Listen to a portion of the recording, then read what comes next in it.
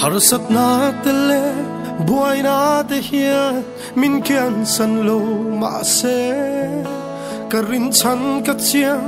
lalpa ani ang hing ve ngai lo ve mei pui ka ra po ami te ven tu khan ka trong trai na angai tha a fa hi min pui le tri het diang thil hi tok lo ila muang in om reng ila karin chan lal parin om sia ka chiang ngai lo min ma ngai sia hi o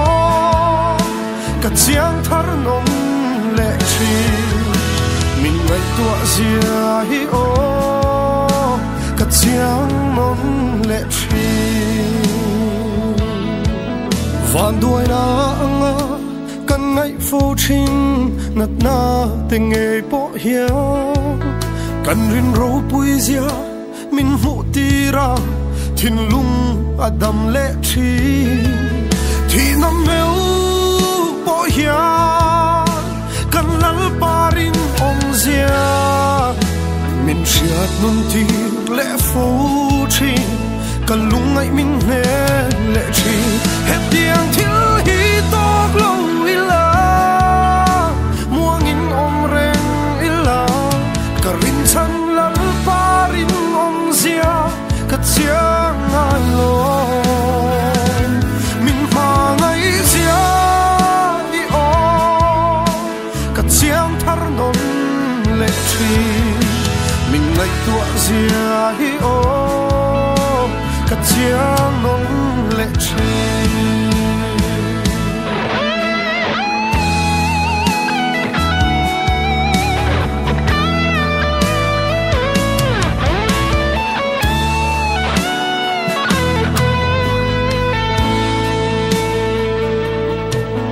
mangai te chanin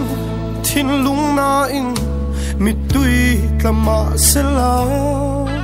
kalungai lo ve iswa kan nei anin min ngai tua chi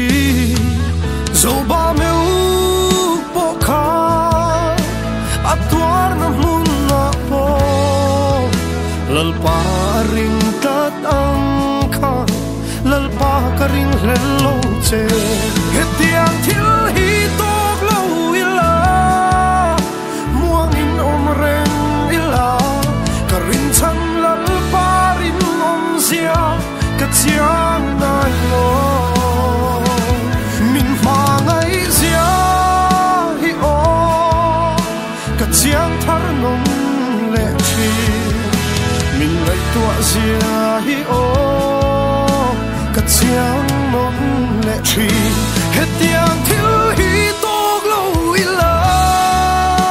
muang in om reng ila ka rin chan lal pa rin om zia ka chiang ngai lo min ma ngai zia hi o